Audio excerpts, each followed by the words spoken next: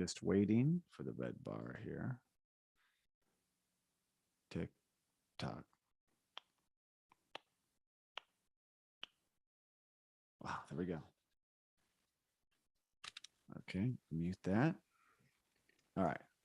Can you hear me, sir? I can hear you. Can you hear me? Yes, I can. I'm going to move this over here. All right. Are we ready to roll? I'm ready to roll. Are you? Let's do it. Welcome to Just Curious Media. This is Let's Talk Movies, and I'm Jason Connell. On the show today, I'm joined by special guest, Sal Rodriguez. Thank you, Jason. It's good to be here. Yes, sir. You are coming back for our third in a row opening scene breakdowns, these fun episodes. Yeah, I'm honored to be a frequent guest. Thank you. Yes, you are. And today, Sal, we are breaking down Taxi Drivers, 1976, opening scene. Nice. Classic movie, Sal. I've loved this movie since I saw it. I didn't see it when it came out. I was too young, mind you. My parents would not have drugged me to see this movie. But when I did finally see it, it's right there among the classics, I should say, and probably gave me even more appreciation for one Martin Scorsese. Yeah, absolutely. And I know we're going to talk about that. I'm looking forward to it. For me personally, that is true as well. De Niro, appreciating De Niro, a young De Niro is, amazing. Yeah. But also helped me personally to appreciate taxis in general. I like the imageries and the iconography of taxis, kind of what they represent. I think they kind of represent something, I don't know, transition, change, maybe. So I have actually, as a toy collector, a number of taxis. Unfortunately, most of them I do not have at my disposal, but I did have a couple available. And here is a Matchbox. Ooh. This is a It is a British taxi. Is what that you don't see that in Taxi Driver, but that's no. nice. It is a British taxi, and then that's made by Matchbox, or Hot Wheels rather. I think Hot Wheels bought Matchbox is what happened. I think this one is made by Kinsmart. Okay. Ooh, that looks like DC Cab. Yeah, it's got the fishtails. Oh yeah, look at that. Another taxi movie, but more of a comedy. So I have an affection. I have over the years. It's ironic that I'm here on this podcast today. I have developed an affection for taxis. I have a number of die-cast taxis within my overall toy collection. All right. Well, that's great. You just need Travis Bickle's taxi. You know what? I think a customizer, there are these people that make these unofficial, unlicensed toys in their home. And I recently saw an image of a guy that made a customized Travis Bickle action figure. It was pretty amazing. It was pretty amazing. With the mohawk. Yeah, he did. He had it. Yeah, so you beat me to the punch there. Of course, this movie also gave me such respect for Robert De Niro. Oh, yeah. Greatest living actor that we have among us. Al Pacino's right there, right behind him. I'm going to say it. Hey, I'm not arguing with you. I'm just saying those is the man. That's saying a lot, you know.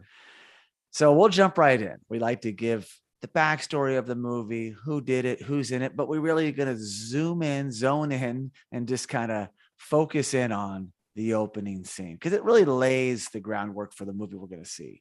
And although some of the other movies we've already done, we did Reservoir Dogs and War Games, and even War Games was like dramatic and the scene was a lot going on. It was like a thriller, that opening, like the cold opening. And the War Games, the War Games opening is like a cliffhanger. Yeah. And then of course Reservoir Dogs was like the first time we're getting exposed to Tarantino's dialogue and like what's going on. This one's not that. It's more subtle, but it really does. When you just watch it, it's like, oh yeah, you can really see the signs and you really know what kind of movie you're about to watch. Just even the opening imagery leading into the opening scene, it's like, oh, I just love it so much. So much to unpack. Another fun time, Sal, and here we go. Yeah, I'm ready.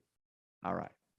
So we'll start with, again, Taxi Driver, 1976, 46 years old, Sal.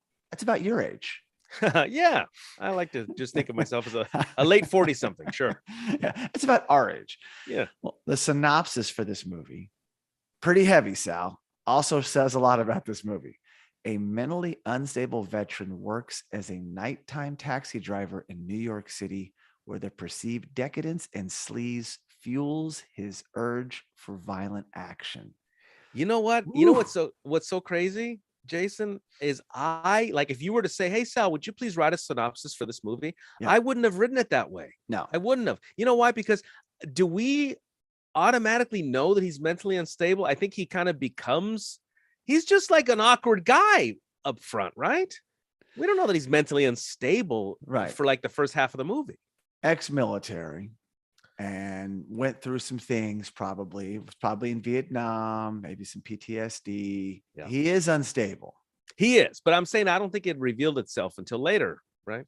I don't think right off the bat we know that he's unstable. You know what I know about this movie more than anything?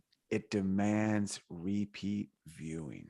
I'll agree with you on that. I will agree with you. I will go back and go, oh yeah, and I'll notice little nuggets. Yeah. And it's like it is something you just have to consume yourself every few years with, which is why it belongs on this show, Sal. And we probably should do a scene by scene breakdown of the movie. But right now we're in this little hybrid and trying these new things. But this one deserves the entire movie to be covered. But I do go back and watch this every few years and enjoy it like. Well, you have cinemamnesia, so every time you watch something, it's probably like watching it for the first time. Yeah, well, because I forget a lot. Sure. But I know it, but it's like, oh yeah, and it looks like this, and maybe I pick up on something, but I'm always kind of surprised and just how effective it is. You know, like, oh my gosh, I cannot believe this. And I find myself rooting for him. Yeah, very gritty and raw. Doesn't that is that reflective and indicative of the era itself, you think? Well, New York was very different in the 70s. Yeah. Before Giuliani came in and cleaned it up. And Paul Schrader, who I'm about to get into the cast, who wrote it, his stuff is very dark and gritty and seedy this way. I mean, American Gigolo, we don't go too far away. You know, it feels connected. You know what it's like? It's almost like when you watch movies of this in the spirit like this. It's almost like, should I be watching this? Like, this makes me feel uncomfortable. Should I even be watching this? Right. Exactly. And you know what? If a movie can make you, especially if you are a movie lover, especially if you're a movie lover. Yeah. You're like, this movie is making me feel a little uncomfortable. Yeah. That's good. That's good. No, it's effective. Exactly. Well, the director who I talked about earlier, Martin Scorsese, written by, as I just said, Paul Schrader. The genre, crime drama, covers it. I always just put the IMDb genres. Now the ratings for this movie, 8.3 on IMDb and 96% on Rotten Tomatoes. The tomato meter. 96 is pretty high. That's one of the best scores I think I've seen. There. Yeah. Well, I've seen higher on there. I think 99. You've seen higher than this? Well, Rotten Tomatoes is a little more favorable. IMDb, it's impossible to keep it up like 9.9. But I forget that scores can go up and down. Yeah, but these are really good scores. Yes. And this movie was released on February 9th, 1976, the year of the bicentennial. And I first watched this on VHS in the 90s, I want to say. Yeah. Probably. I don't remember it. I do not recall that exact screening, but it was in that time where I was like, wait a second, what? I'd heard about it forever, right? I'd find my dad like doing some of the lines from the movie, but I had no reference. When I finally saw it, I'd already seen other Scorsese movies, and I thought, oh my gosh, it blew my mind. You know, I wanted to see more of the younger Scorsese. But what about you? Do you remember your first viewing? I'll tell you exactly how I was drawn to this movie. It was probably about 10 years ago that I saw it for the first time. Okay. I might have picked it up on a DVD through Netflix, maybe. Or from somebody. I saw it about 10 years ago for the first time. What drew me to the movie was Jodie Foster. And what drew me to Jodie Foster was my love of Bugsy Malone. I love Bugsy Malone. Love Bugsy Malone. So many people don't know Bugsy Malone. But you get to see it's one of my favorite movies of all time. I love Bugsy Malone. Jodie Foster plays sort of an adult character. Yes. Yeah. This is a movie. Bugsy Malone is a movie with all kids, but in adult roles. They're all gangsters. Yeah, right? It's a kid's world, but they're all like doing adult things. Yeah. So Jodie Foster played a magnificent character in Bugsy Malone. I fell in love with her, and she drew me then to Taxi Driver. So I watched Taxi Driver for Jodie Foster, who was a kid in this movie too. Yes. Playing and way above her age as well. Very disturbing. Kind of uncomfortable to watch. Yeah. That's interesting, Sal. Very interesting indeed. Well, the budget for this movie, which is also crazy, $1.3 million. Now it's like, that's like a drop in the bucket. This is the 70s.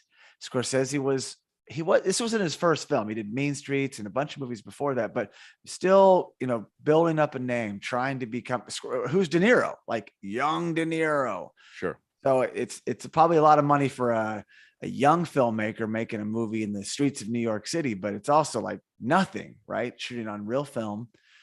Now the US and Canada gross, I guess North America, $28 million gross. Now this is, I don't know how far these numbers go back, but whatever it was, that's a successful movie. It's probably made a lot more in the digital markets and the ancillary markets and downloads and streams, but obviously a success. It still holds up. And look at these two careers, just, isolating Schrader. I mean, not Schrader, Scorsese and De Niro. I mean, come on. Jason, it just occurred to me, you look at something like this, a budget of 1.3 million with a gross of 28 million. I mean, geez, that's a big time success.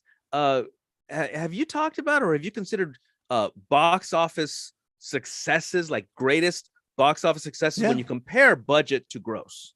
It's a great idea. Now, what you're not seeing, this is just the gross. So you're not getting the P&A, the prints and advertising. We're not seeing the net, to roll it out in the theaters has a cost. And it's funny, Sal, they're not real big on sharing numbers. Sure. You'll just get these numbers like, when was this updated? So it's this kind of it gives you a little bit of an idea, but yeah, it'd be fun. I'd rather look at the opposite side of that, Sal. Box office bombs that became successes after the fact, like Shawshank Redemption. Sure. Bombed the box office. Don't they call them sleepers? Nobody put a lot behind them. Yeah. It put it in a few markets. It didn't take, but then on VHS, it becomes one of the greatest movies ever. I like those stories. No, I like it. It's a success story. Yeah. So interesting there. And the crew, now I'm going to talk about just a few people, obviously, but their backgrounds. So, and what they went on to do, because this kind of cast right here, as far as the director and the main actor goes, a lot of Oscar nominations, some wins. So, they went on to be big players in the space, and they still are.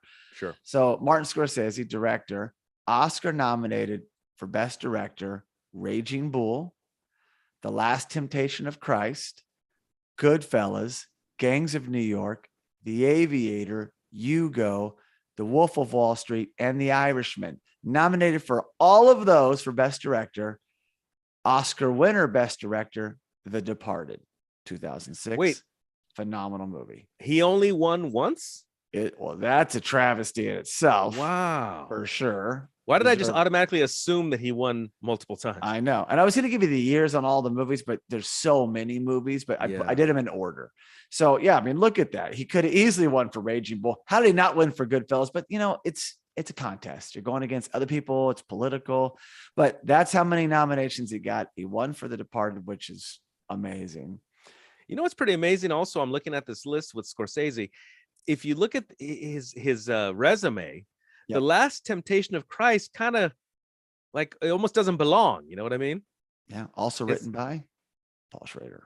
Interesting. Yeah. Very interesting. I forgot The Last Temptation of Christ was directed by Scorsese. I forgot. And he comes off that, which was probably not a box office. It was it's very controversial. So it probably wasn't a hit, but then he hits it out of the park with Goodfellas. Wow. Which is like, I mean, he may have had the best movie of the 80s with Raging Bull, 1980, and the best movie of the 90s with Goodfellas. Like, really, they both came out like the first, 1980, 1990.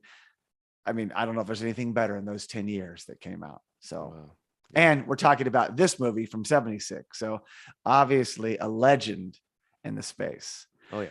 Then Paul Schrader, the writer. Now, he was writer-director of American Gigolo, which we've talked about on this show. Phenomenal movie. He also wrote Raging Bull and The Last Temptation of Christ, as I just said. Oscar nominated for Best Original Screenplay. First Reformed, 2017. I don't know that movie, but that's not too long ago. And Schrader is continuing to make movies. Had a new movie come out just recently, so he's still writing, directing to this day. And next we have Michael Chapman. Rest in peace. Passed away in 2020 at the age of 84. Now, Sal, Michael Chapman came to the United Film Festival in Los Angeles for the Shark is Still Working screening, and he was on Wow. stage with Nice. other people from Jaws. And I met him that night. And actually, we communicated and we had lunch one day in Los Angeles because Wow. I was enamored with his work. I knew his work very well, which I'm about to share. Wait a And second. Hang on. You had lunch with the cinematographer of Taxi Driver. I did. Yeah. And we talked about just the business, and he had such a great time at the festival. And I was just picking his brain, and he was also teaching some class at a college, not in state, out of state. And he was living in Los Angeles and just giving back, sharing his stories. And we had Indian food. It was such a good time. I remember it vividly, and I would have loved to have more lunches with Mr. Chapman. So rest in peace. Rest in peace. And that's a phenomenal memory. Yeah, Phenomenal. it was great. So Wow. Cinematographer of this film. Now, his career, real quick, just some bullet points. Camera operator on The Godfather and Jaws. So not the cinematographer, but you're doing the camera, you're working with the cinematographer. So great start there, Mr. Chapman, Godfather and Jaws. Then he goes on to become the cinematographer for Invasion of the Body Snatchers, one of my favorite movies, I might add. That was the one with Donald Sutherland? Donald Sutherland. Yes, yes. The Lost Boys, Scrooged, and then he was Oscar nominated for Best Cinematography for Raging Bull and The Fugitive. And Raging Bull is 1980 and The Fugitive 1994. So man, again, Raging Bull, incredible. And The Fugitive, an amazing movie with Harrison Ford, and incredible. I saw Raging Bull as a kid, either at the New Art or the Vista. My mother took me. Yeah. But it was so long ago. And I still have not seen The Fugitive. What? I got to see that. I gotta see The Fugitive. Oh my! And Tommy Lee Jones was also amazing in that. So check. Well, I know there's there's a scene where he's in that like sort of tunnel and then he falls or jumps backwards. So many good scenes. I gotta see it. I gotta see that one. Well, you can start to see the team that was assembled, and they're young and they're just so talented, and there's a reason this movie holds up. Yeah. So next, the composer Bernard Herrmann, rest in peace. Passed away in 1975 at the young age of 64. Now, when you were researching this and going over notes and watching the movie, you hit on this, Sal, and I was very impressed because Herrmann's work goes back to the Alfred Hitchcock Hour and the Twilight Zone, but you spotted out on your own.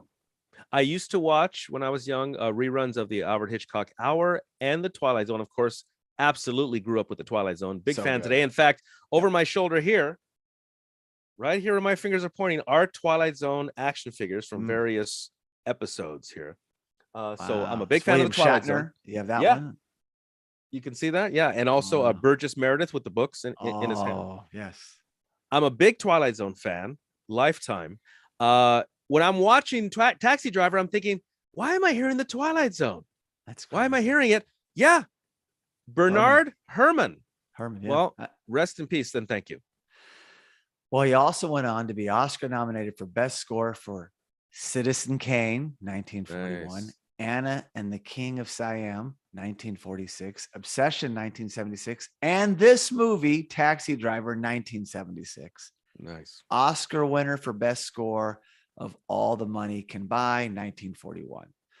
So amazing work. The score, Sal, I bought it so long ago. I've played it in fact, when I watch this movie, it gets back in my head and I find myself going to the score more often. It's just so haunting and wonderful and cinematic and just so incredible work. In fact, I should probably see some of these, of course, besides Citizen Kane, I should probably see some of these other movies that he did and was nominated for and won for, because I'm sure the scores are fantastic. I'm going to pay attention next time I see Citizen Kane. I will watch it again, and only watched it for the first time only within the last year. So I'll give it another watch, and I'll listen for Bernard Herrmann for sure. Yes. And there was one other additional Oscar nomination for this movie. Well, I haven't even talked about the acting yet, so I shouldn't have said that. But Best Picture, it was nominated for Best Picture, did not win. Ooh. So just unfortunately. I don't know what one. I didn't bring that up, but yeah, interesting. I want to know what beat it. What beat Taxi Driver? Yeah, I probably should have said that after I did the cast, but anyway, so into the cast. As far as technical goes, like that's now the cast. Robert De Niro plays Travis Bickle. We know Robert De Niro. We've grown up with Robert De Niro, but here's a quick breakdown of these are just Oscar nominated, or wins he's in. Okay. I'm doing the face. Are you assuming? Oh yeah, that's it. That is definitely. I'm doing the De Niro frown. Earlier the Scorsese, I probably should rattle those off with the years. I'll do that at the end for fun. So De Niro, here we go. Let's see. He is Oscar nominated for Best Supporting Actor in Silver Lining Playbook. Fantastic. 2012. Love that movie. Now, just a supporter there. Oscar nominated for Best Actor in Taxi Driver, 1976. The Deer Hunter, 1978. A fantastic movie, Sal. Yeah, you mentioned that recently. Movie kick. This is one of my faves. Yeah. Awakenings. For Awakenings, Cape Fear, 1991. The Irishman, 2019. And then Oscar winner for Best Actor, The Godfather Part 2, 1974, and Raging Bull, 1980. So De Niro, as great as he is, he's won 2. Honestly, Sal, he deserves more. He's Robert De Niro. Yeah, but you know what? I think that I'm noticing something, and this is rekindling that thought, is that oftentimes if an actor wins, a few years back, they're kind of like, well, he won, we don't need to. Right. Let's give it to somebody else. Let's give it to somebody younger. You know what I mean? It's like, even though he might deserve, maybe it's true. They're like, he won one already. Yeah. It's like Meryl Streep, always nominated, doesn't win all the time because it's like, well, she's always going to be great. So yeah, that's very true. And by the way, Awakenings was 1990. So incredible career. And there's so many more. I could just sit here for a whole episode and rattle off his great performances. Meet the Fockers. Hello. Oh, he can do comedy, king of comedy with. He's good at comedy. He is. And you know what's funny about watching De Niro doing comedy? I almost feel like I'm on edge. Yeah, exactly. You know what I mean? Like, yeah. Is he gonna be mean at some point? I'm waiting for him to be mean. Yeah, you have to watch King of Comedy if you haven't seen it. That is that uncomfortable, dark performance that I gotta see that. Brilliant. Another Scorsese film that's I saw much later in the 90s, but you need to see it for sure.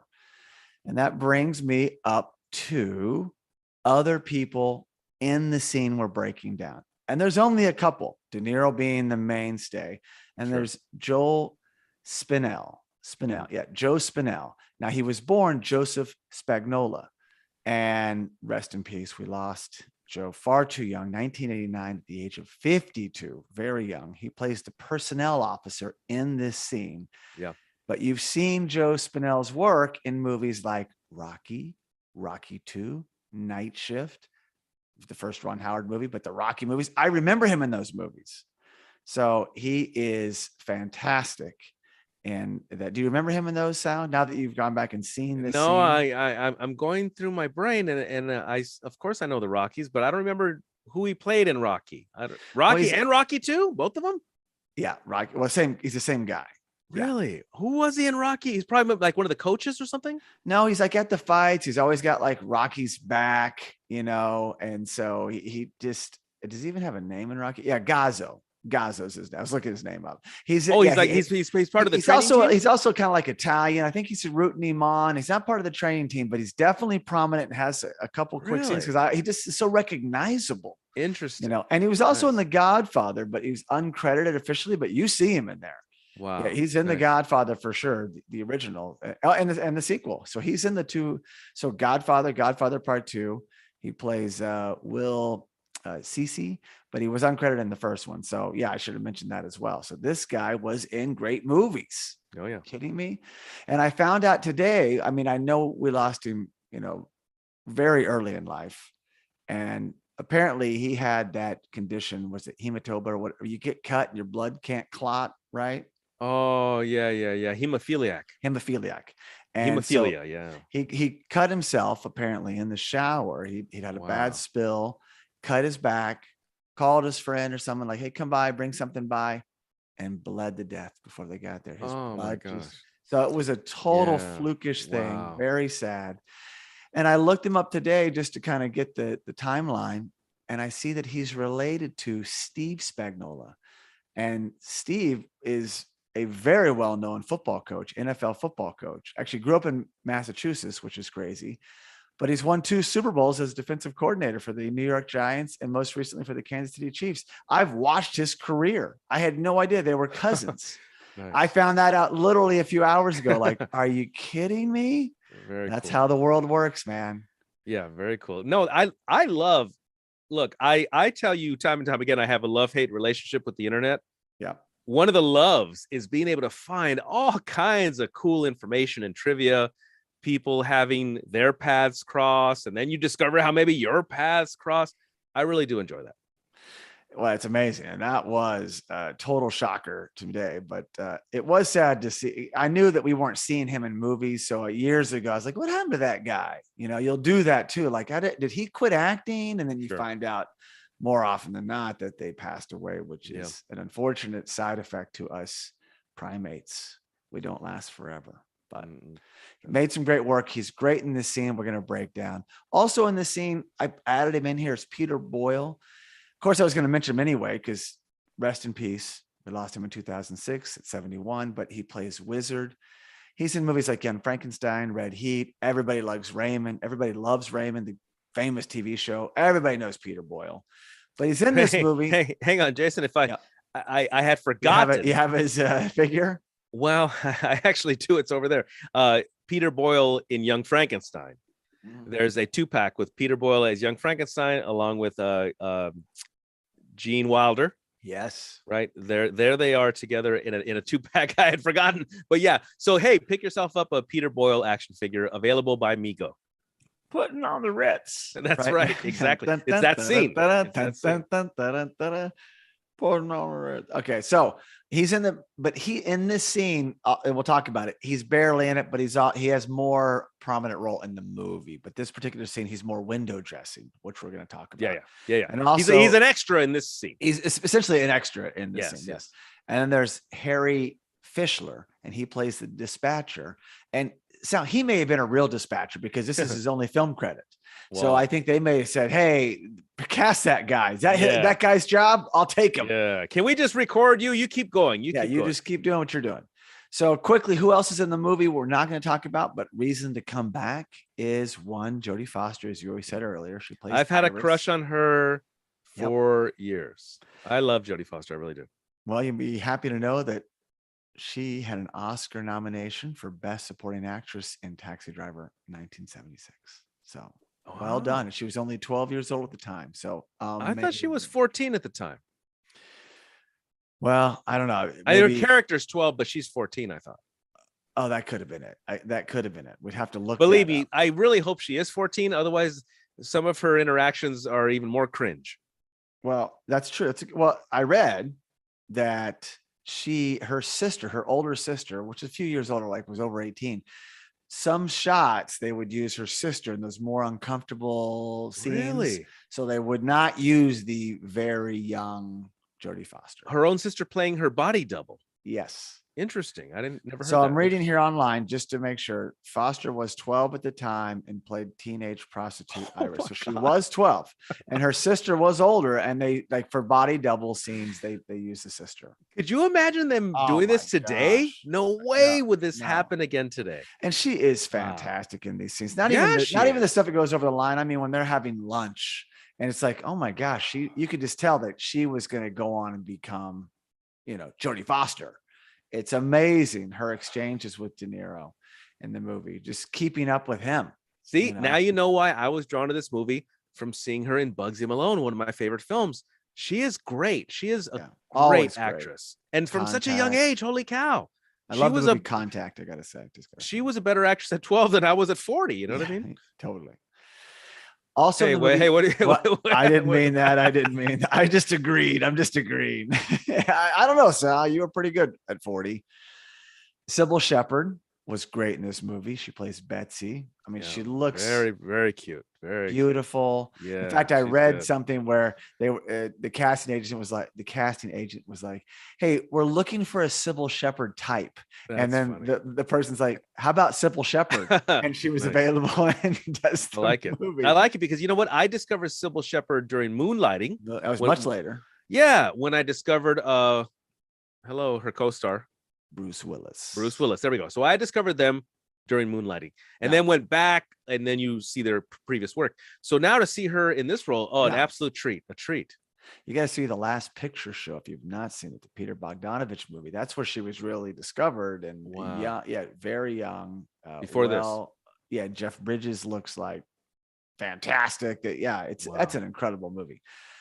Also in the movie, Albert Brooks plays Tom. He works with Betsy. They're at the campaign headquarters. I'm a huge Albert Brooks fan as an actor, as a director, as a writer. I love Albert Brooks, and it's so great seeing him here in this, Sal. So fantastic. Well, Jason, since we're talking, we are. I used to work as a trainer at 24 Hour Fitness and used to personal train Albert Brooks' wife, Kimberly Brooks. How about that? Yeah, she's an artist, a very talented artist, and the mother of their 2 children. At the time, anyway, they had 2 children. It was a pleasure training her. 2 children. I hope you want to know. I mean, like maybe they have 3 or 4 now at this point, because this was a while back. She was quite pleasant. She would give me some behind the scenes stuff about Albert and his goings on with other people of his ilk. Wow. So it was a nice time at 24 Hour Fitness. We're going back about 15 years. So hey, Kimberly, if you hear this, that's fantastic. And lastly, to round out the cast, that's the more prominent cast, Harvey Keitel. Oh, Harvey Keitel plays. I couldn't believe when I saw him. He plays a great pimp, doesn't he? Yeah. Well, I mean, again discovering Harvey Keitel, I think in Pulp Fiction, right? Well, I mean, for you, probably. For me, yeah. But wasn't he in Pulp Fiction? Yeah, of course. Okay, so that's when I discovered Harvey Keitel, and now I go back. Yeah, the cleaner. Yeah. Okay, so now I go back and say, oh my God. Yeah. Very neat. Very neat. Watch Bad Lieutenant. You want to see a side of Harvey Keitel that's deep, dark, and even darker than Sport. I heard about that movie. About it.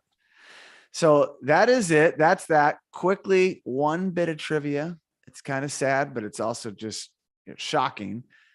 Taxi Driver would be the final film score Bernard Herrmann ever composed. He finished the recording, and on the following day, which was Christmas Eve, he passed away at the age of 64. The following day? Yes. Wow. So he finished it, done, didn't even get to see it on the big screen. The movie's, I guess, dedicated to him. So no, you know what, Jason? This just reminds me what I've been thinking about recently. And I honestly been thinking about this recently. People talk about when someone's born, right? Astrologers talk about when someone's born. Isn't it just as significant when someone dies? That's, I think, huge. He completed this film and dies the next day. Amazing. The next day is crazy. Yeah. Wow. And Stanley Kubrick died during the editing or just when he finished Eyes Wide Shut. And I always thought that, wow, really? So I've always thought about that. So here's another case. I didn't know this until I was researching this because I wasn't looking up, his history, Herrmann's, lifespan. I didn't know. I always loved his work, but that's why I like doing these scenes or these episodes, because I'm doing a deep dive and I'm discovering stuff. So very fascinating, and also very bad that he left us so early. We had so many more scores we could have gotten from the great Bernard Herrmann. Yeah, because 64, when you think about in the context of life, I think we kind of all, at this point in 2022, we kind of all hope or imagine people will reach their 80s at least. Right? Yeah, we feel 60s is far too young. Yeah, we should all be in our 80s for sure. And probably like touching the 90s. It's like, that's a good run. Exactly. Late 80s is a good run. Early 90s a good run. If you hit 100, wow, here's your trophy. You know what I mean? Yeah. But yeah, 64 then does seem young. It does. Very, very young. Oh, and look at 52 on Spinell. Yeah. Spinell, that's Spagnolo, whatever. So let's get into this opening scene breakdown. So, and of course there's a plane going over not too far from Boston Logan here. So hang on. You hear that? A taxi going by. Oh. Slow-mo. Well, that's a good setup here because this, bring it. There's the taxi. Yeah, that's it. Yeah, it's more cinematic in the 70s though. And that's a big part of it, I should say. But just the New York, 1970s New York is very different. You're never going to get it back. That's another reason why I love movies, because you're not going to see, unless New York just goes downhill and it all garbage in the streets and it's not going to happen. Like that was a time that you're only going to see in cinema and photos. No, I like it. It captures a moment in time. And I, especially as a West Coaster, I look at that and go, oh, that's what it was like. You know, that's what I know is what I see there on film. A lot of porn houses that, you know, now they've whitewashed that whole city. You don't see that. You're going to see a Starbucks and you're going to see a Chipotle and a hotel. But I also read that there was a strike with the trash department or whatever. So during the filming, and then Scorsese's like, great. It even looks dirtier. Right. So they weren't picking up trash. So, but I do feel this dreamy opening sequence, like with the cab coming in and the slow motion and Herrmann's score, it just captivates me, Sal. Every single time I watch this movie, the slow motion visuals, Herrmann's taxi driver theme, which I keep alluding to. And it also comes back throughout the entire film. It reprises itself. It's just so haunting. And it perfectly captures the mood of New York City at night in that era. And then we see De Niro, right? Travis Bickle. And he's already a taxi driver. No words are spoken yet. This is just an opening kind of dreamy sequence with back in the day, we do opening credits and it would take a long time to get to the movie. Yes. We don't do that as much now. We don't have the patience. But this one's beautiful. Like the taxi goes by and you see it reveals taxi driver, I think that cool stuff. So, but we know now he's a taxi driver. However, in the first scene, which we're going to be discussing, he's actually applying for the position. So it's kind of whatever, take that for what it is. But I also heard some commentary just the other day from Paul Schrader. I was kind of doing some research and he states that the movie is like a loop and when it ends, it basically just starts again. And that's how he's the writer. This is his vision. And I found that to be pretty fascinating. So it's like, okay, so that kind of makes sense from his perspective, because the movie ends how it does, and we don't need to get into that. But I mean, there's a lot of things that happen. I guess it's 46 years old, so there's really hard to have spoilers. But he kind of becomes a hero. He kind of becomes a vigilante. He's looking for purpose, and in the end, he's kind of a hero. And then the cab company is like, he's welcome back anytime because he's kind of shot up. But then if this is a loop, then he's back in the cab, the dream sequence starts, and it kind of all sets again. It's just constantly in motion, which is really interesting. It does. It's like, wow. You know why it makes sense? If you think about the composer having done Twilight Zone in the past, you think about people like Schrader and Scorsese probably grew up on Twilight Zones. So I would say there's a lot of Twilight Zone influence totally in this movie. Yeah. And something like that is just sort of this, it's almost like a purgatory. Yeah. You're like stuck there. You don't escape. Can he make other choices too? Because, we're going to talk about this opening scene, and we can kind of do some touchstones after that. But anyway, we'll jump in here. So as for the scene, you can immediately tell that this film has such a sense of authenticity in portraying the inner workings of a cab company and the characters that run it. They don't just brush over that stuff. And that's what I love about Scorsese. It's like, this is a very mundane scene. Like, I'm going to go apply for a taxi job. Okay, it's easy to dismiss, but it's because it's in Scorsese's hands. It's like, oh, this is kind of interesting, right? I mean, and there's only two guys talking, really. Well, job interviews, everyone can relate to job interviews, totally. Right? Yes. Everybody can relate. They are inherently awkward, inherently uncomfortable.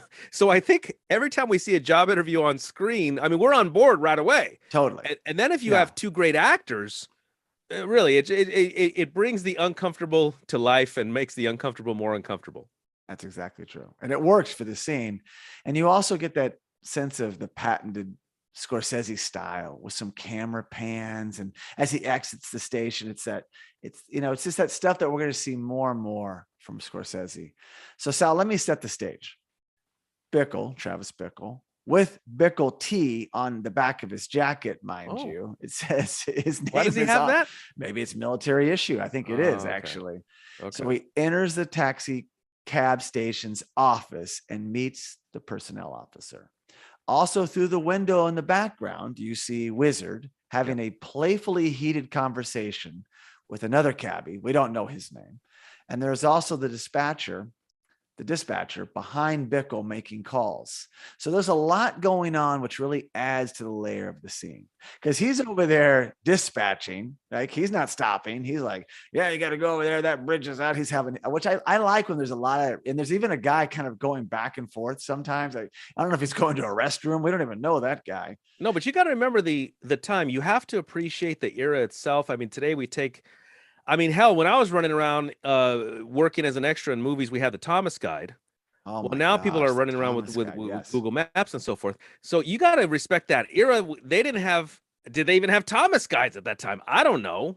I don't even know that, but they definitely didn't have Google Maps at that time. No, those cabbies had to know the city. And then that guy's telling them where to go, who to pick them up, who's running late, if there's a traffic jam. Yeah, you know, in fact, I knew I had a buddy when I was working at the LA Athletic Club and training in basketball a lot, the coach there, because I would take classes and we train. Good friend Alec, his day job was a dispatcher for a really like yellow cab. So like totally legit, not this taxi driver scene, but that was his job. But I'm sure he was like dialed in. I'm sure it was state of the art, but that's what he was doing. He was, I would have loved to seen his setup. It was bigger than this dispatcher's get up. Yeah. I assure you. Well, then, I mean, since we're talking, the cab drivers have taken a hit since Uber. Well, he was telling me like they're not fans of that, but people who want good drivers and reliability and insurance, there is something to be said for calling a cab or a black cab or a for someone to pick you up and get you to the airport on time. There's something to be said for that level of professionalism. You don't just get with Uber. You're getting random driver who's maybe okay at driving. Well, I've had good experiences with the Uber and Lyft, except for there was a couple of guys that for some reason wanted to tell me their whole life story. I don't know. Well, there's that too. I think I'm guilty of, and then what happened? Oh, wow, I'm guilty of that. Yeah. But meanwhile, the guy's telling me his whole life story on the way to the airport. And that's what happens. Those people want to talk. They're lonely cabbies. They're professionals. Cabbies don't want to talk. But I don't discriminate. I like Uber and Lyft. It's the same. But I'm just saying, yeah, there's a difference. Yeah. And so the word hack is used in this scene we're about to we're going to do the dialogue back and forth when we get into it. But I was like, hack, and that is slang for cabbie. And it's derived from the British term hackneyed or hackneyed, meaning overused and thus cheapened or trite. Now, had you ever heard that before? Because I didn't know that slang. The word hack I have absolutely heard in the world of comedy. Of course I've heard that. Yes. Yeah. But other than in the world of stand-up comedy, now, I don't think I've heard it used much. You're right. I've only heard it from that. He's a hack, meaning like what? He's not any good. Meaning like the hack in its original term, as far as the world of stand-up comedy, implied like maybe like, hey, so how about that airplane food? Yeah. Like just like trite, mundane, nothing deep, nothing political. Mm-hmm. Just like, I feed my dog dry food, like whatever. Like it's not the high art of comedy as the comedy snobs would call it. Yes. Take my wife, please. There you go. Exactly. There you go. And by the way, just to be clear, actually, that's pretty funny. I like all forms of comedy, high and low, hack, non-hack. I like it all, just for the record. Right. Well, you're a comic, you have to, right? So well, I don't know. I have friends that are comedy snobs. I got comedy snob friends. I do. Okay. So this scene, so we've set it up. It's really Travis is coming in. He's trying to get a job. The personnel guy's there. Many people come in and try to be a cabbie. Now, again, this dream sequence, he's already a cabbie, but this is going to be his job. And I just thought it'd be fun to kind of go back and forth. I'll play Bickle. You'll play the personnel officer, just because this exchange is great. Just their dialogue, where it goes, how they kind of get on the same page, and take it from there. I like scenes where it doesn't seem like they're acting. Obviously they are, totally, but it doesn't seem like they're acting. It seems like this is a real, like we're really seeing these people talking. Yeah. Well, they're two amazing actors. Yeah. So there's that. So we're just going to try to give it a shot. So what do you want to hack for, Bickle? I can't sleep nights. There's porno theaters for that. Yeah, I know. I tried that. So what do you do now? Now, right around nights, mostly subways, buses. Figure, I'm going to do that I might as well get paid for it. Want to work Uptown Nights, South Bronx, Harlem? I'll work anytime, anywhere. Will you work Jewish holidays? Anytime, anywhere. All right, let me see your chauffeur's license. How's your driving record? It's clean. It's real clean, like my conscience. You gonna break my chops? You know, the trouble with guys like you coming in and breaking my chops all the time, if you're gonna break my chops, you can take it on the arches right now. You understand? Sorry, sir. I didn't mean that. Physical. Clean. Age? 26. Education. Well, some I'm here, there, you know. Military record. Honorable discharge. May 1973. Were you in the Army? Marines. I was in the Marines too. So what is it? You need an extra job? Are you moonlighting? Well, I just want to work long hours. What's moonlighting? Look, just fill out these forms and check back tomorrow when the shift breaks. So that exchange is fantastic. In fact, when he looks down at the forms, it's like that patented, like I said earlier, Scorsese, like there's a pan and you see him like just the little things, the insert shot of him showing him the forms. And, you know, he wanted to dismiss Bickle right away, being a wise ass busting his chops, right? But they're both Marines. And you can just tell like how that bonded people in that era, in any era that there probably I is. think today, probably bond them today. Yeah, you were in the, you know, whatever, you're in the service. Okay, great. Or I went to school here. Oh, I went to school there. Or I grew up there. But it really works here because it wins him over. He's like, all right, he's kind of one of my own. I'll take him under, you know, my wing. He's busting chops, but he's not a bad guy. But it's a great exchange, and just the looks, and they, you know, because we're just going through the dialogue. There's lots of moments of just looking at each other, sizing each other up. It's fantastic. Yeah, there are some pauses here and there that we didn't do. Yeah. It's a great scene as an actor. If you're an actor, especially a fun scene to do. Yeah. In fact, I missed a word in my, I was so excited. I figure, you know, if I'm gonna do that, I might as well get paid for it. So yeah, I was like, yeah, whatever, but I'm not acting here, but great exchange. Definitely this scene. I'm getting the sense like, here's a guy that's just looking for something to do, fill the void in his life. He's literally just riding in buses and subways and going around town at night because he can't sleep. Yeah. You know? Okay. So there you go. This goes back to the mentally unstable thing. I guess if a person needs to ride around on the subways at night because they can't sleep, they've got some problem. There's problems there. And there's talk of these porn theaters. It's all over New York this time. He also says he tries that. He's tried that. Well, that comes into play in this movie because he does go on a date and takes a girl to a movie and doesn't know how to take a girl on a movie. Takes her to this type of movie. Yes. And it's like, because he's awkward. He doesn't know. He's got some unstable, you know, ness to him. And what he's doing on these buses and subways and in the taxi driver, as a taxi driver, he's taking in the city, right? He's taking it in at night. It's not a very clean city. Hell, he's going to the South Bronx and Harlem. He's asking him that for a reason, Sal. Those aren't safe areas for a white taxi driver probably to be working at night. And later on, we see some scenes. People are throwing garbage and bottles and so forth. Sure. Yeah. Yeah. And he's not too threatened by it, you know, but he's an observer. He's an observer. He's taking in life. And then slowly but surely, some of that starts to fester and he starts to want to have a purpose, right? And maybe rid the city of all this. Like he's got these big ideas, these big lofty dreams, the Mr. Taxi Driver, Travis Bickle. I'm just reminded in a situation like this where you have somebody that could almost be considered a vigilante. I'm reminded of Falling Down with Michael Douglas. I kind of almost feel like a movie like Taxi Driver had to have some inspiration for Falling Down. I totally agree with you. If there was no Taxi Driver, there's probably no Falling Down. And since we're talking, Jason, I'll have you know I was an extra in Falling Down.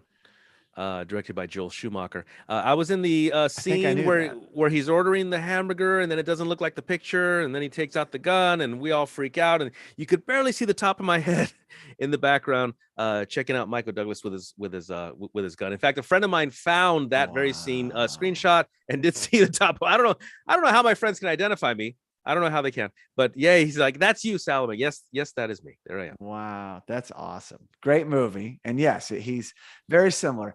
In this movie, though, let's finish this scene. Sorry, I meant to say Travis Bickle then exits the taxi cab station, and you get that shot I talked about earlier, that pan. And then you kind of see all the cabs and the inner workings, the bowels of the station, because he's left the office, right? And you just see, like, even Wizard walks by, Peter Boyle, someone else is running. It's a hub. It's like that TV show Taxi, which I always love that show, by the way. Yeah. Fantastic cast. Sure. And you really it's comedy, but you got to see, like, oh, wow, there's a lot going on there. Yeah, it's a different era. There's a sense of excitement. But Taxi was Chicago, right? The show was Chicago, wasn't it? Yeah, but I'm just saying, it's okay. similar. But no, I just wanted to be clear, because that was Chicago, and then Taxi Driver is New York. Okay, yeah. So no, sitting here as a West Coaster, growing up watching shows like Taxi, you're like, wow. I'm like, oh, that's the way it is over there. Yeah, but it was a great shot, and then he steps out of the station, and he's, you see a wonderful shot of 57th Street. In fact, Sophia was watching it with me. I actually showed her Taxi Driver. If she's ever seen, I don't think she's ever seen it before. She's like, that's an incredible shot. And she, lived not too far from there, decades and decades later. Yeah. But again, to see it on film, like, wow, 57th Street, he's coming out, another row of cabs. It's just beautiful. The colors, and well done, Scorsese, Chapman, De Niro, Schrader. It's just a piece of art. It's really what it is. And I think it does hold up, even though, and I say even though, you got the old taxis, even though you see Albert Brooks with the typewriter and all this, it still holds up. It captures the moment in time, but still holds up to this day. Yeah, totally. So had you ever heard the phrase, because I hadn't, take it to the arches? No, I had not. Do you know what it means? Because since we're talking about walking, I'm assuming said it. Yeah, go on. I'm assuming it has to do with walking, I guess. Yeah, to depart, especially on foot. So he's like, take it to the arches, you're gonna bust my chops. So I was like, what's he talking about? Well, that's exactly right. Hit the road. Yeah, funny. It's really funny. We should bring that phrase back. Bring it back. I don't know about that one. I know one we could bring back. What? You talking to me? Yeah. And that holds the test of time. Oh my gosh. So as this transformation occurs in Bickle, because he's got the job, and then he gets this new agenda, and he's chasing true love, and then that kind of pivots because she's into politics, and it does, then he goes over that whole thing where he's like burning his hand, yeah, that was weird. And just getting ripped, because he's like, a guy like this is kind of dangerous, right? Because he could pivot in a second onto something else. Like, I'm really into this now, but this is dangerous, right? And I'm gonna get all these guns, and not just to protect myself, but I'm gonna take out this politician and show everybody. And then it pivots to something much better. But it's like, oh my gosh, it's terrifying that someone like this can be influenced by the street and the environment and where he came from. And how many veterans probably just came back to nothing waiting for them. Yeah. Right. Well, come back to as what Rambo talked about, people spitting on him and, calling him baby killer and all that. So yeah, that was a interesting time. And I think set the stage for the whole, we need to take care of our veterans. Mm-hmm. You know what I mean? Like, I think that's support the troops. You might not agree with this, but these are just pawns in the scheme of things. And you have to consider their position within the whole military itself, within the government. You have to consider all that. Yeah. So there we go. So he was, I don't know, I kind of might think that somebody might use the word Asperger's, maybe a little bit of Asperger's, a little bit on the autism spectrum, a little bit. And then if you throw that on top of trauma from possibly war, I mean, yeah, it's a bad cocktail of mental health. Absolutely. And there's like one shot, like right after the opening scene, I love the shots of him in the cabs before you even get going. I mean, there's even a scene where Scorsese plays, he gets in the cab. Yeah, that great yeah. exchange. That's Yeah. and that's also dark and disturbing. Yeah. But he passes He said by some disturbing things. very disturbing things. But Pickle passes a movie theater, and I love this because I just happened to catch it. It's like the Texas Chainsaw Massacre, which came out in 1974, and Return of the Dragon, 1972, were playing, which is also known as The Way of the Dragon, Bruce Lee. Nice. But it was just cool to see, like, oh, hang on, what movies are playing? And then he goes by. Yeah, that was probably a legit marquee up there. Exactly. They probably shot this in 75. And some of these movies, there was no VHS. So what would happen is movies would get re-released. Oh, a year or two later. Like, oh, well, actually, the Chainsaw Massacre may have still been in the theater, but Return of the Dragon, The Way of the Dragon probably got re-released. When I saw Star Wars in the theater, 2 years later, I saw Star Wars in the theater. Okay. Because I was like, yeah, because after that, there was no other option. That's what they had to do. Later, it was on TV, like several years later, pop up on television. But that was it for a while. So they just do a re-release. I think I'm constantly blown away by the fact that my parents would take me to these movies. When you were saying that before. I should not have been. I should not have seen Texas Chainsaw Massacre in its original release. I should not. Your cinemamnesia may have been a self-defense mechanism. Yes, it was. It was blocking out trauma. I didn't see that. I didn't just see that person get their head chopped off. I didn't see that. I'm only 2. I'm not supposed to see that.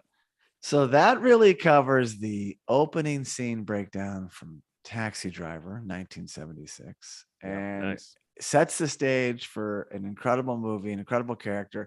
And yes, it does warrant repeat viewing. You really can, go on his journey with him and enjoy it, because there are sweet moments and then it gets dark again, much like that score. The score's haunting and beautiful, and then it can churn and dun, dun, dun, has these heavier beats, and it's like, it's just perfect. This movie is so great at what it is, and there's not much like it. I mean, Falling Down is similar, like in its coattails, but it's not. I think it's inspired by. It's not this cinematic. It's not this artistic.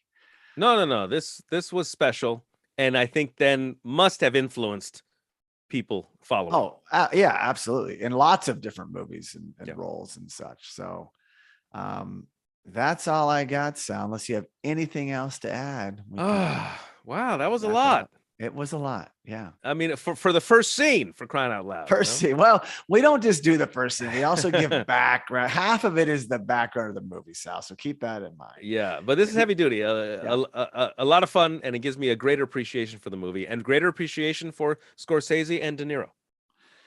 Yes, absolutely. So without further ado, please enjoy Taxi Driver. So thank you so much for listening, and please be sure to subscribe to the Let's Talk Movies podcast, as well as the Let's Talk Movies YouTube live channel. You can also really help us by giving the show a 5-star rating on Apple Podcast. And for all you listeners that enjoy sharing your thoughts, you can leave us a review on Apple Podcasts, send us a direct message, or post a comment on any Let's Talk Movies social media platform. We also highly recommend checking out our other podcast and visiting justcuriousmedia.com. Good job. Thank you.